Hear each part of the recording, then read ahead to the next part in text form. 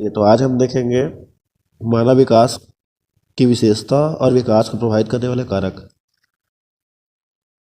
इसमें देखिए, मानव विकास एक जटिल और निरंतर चलने वाली प्रक्रिया है जिसमें शारीरिक, मानसिक, सामाजिक, संवेगात्मक परिवर्तन शामिल होते हैं।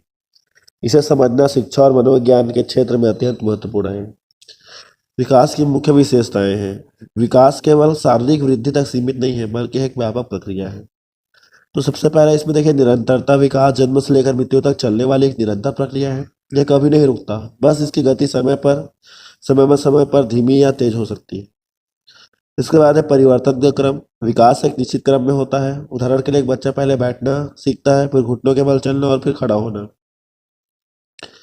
यह सामान्य से विशिष्ट की ओर होती है। बच्चा पहले सामान्य प्रतिक्रिया करता है, बाद में विशिष्ट अंगों का उपयोग करना सीखता है। जैसे शुरू में वह चीज को पकड़ने के लिए पूरे हाथ का उपयोग करता है, फिर बाद में उंगलियों का। इसके बाद है वर्तुलाकार प्रगति। विकास एक सीधी रेखा में ना होकर वर्तुलाकार होती है, स्पाइरल होती है। व्यक्ति एक अवस्था में आगे बढ़ता है और फिर पिछली सीखी हुई चीजों को पुख्ता करने के लिए थोड़ा रुकता या स्थिर होता है। इसके बाद है व्यक्तिगत भिन्नता। हर व्यक्ति के विकास की दर अलग अलग होती है। कोई बच्चा जल्दी बोलना सीखता है तो कोई थोड़ा देर से।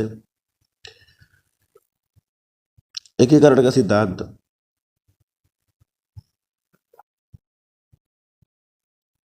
एकीकरण का सिद्धांत। विकास में शारीरिक और मानसिक पक्ष एक साथ मिलकर काम करते हैं। अब देखिए, विकास को प्रभावित करने वाले कारक देखते हैं। विकास मुख्य रूप से दो स्तंभों पर टिका होता है, एक है वंशानुक्रम और वातावरण, और इस क्वेश्चन को पूछता ही है वो।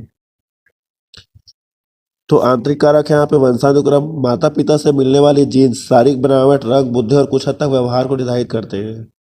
बुद्धि। तीव्र बुद्धि वाले बच्चों का मानसिक और सामाजिक विकास मंद बुद्धि बच्चों की तुलना में ज्यादा होता है। लिंग। लड़के और लड़कियों के विकास की दर और स्वरूप में अंतर होता है, जैसे किशोरावस्था के दौरान होने वाले परिवर्तन।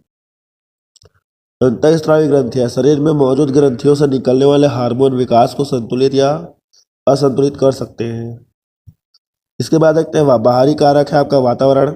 घर का माहौल, पड़ोस, स्कूल, मित्र मंडली विकास को गहराई से प्रभावित करते हैं। पौष्टिक आहार। शारीरिक और मानसिक स्वास्थ्य के लिए संतुलित भोजन अनिवार्य है। कुपोषण विकास की गति को धीमा कर देता है।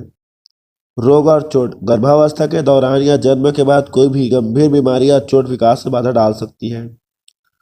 सांस्कृतिक कारक। समाज के रीति रिवाज, शिक्षा और संस्कार ही बच्चे के दृष्टिकोण और व्यक्तित्व को आकार देते हैं।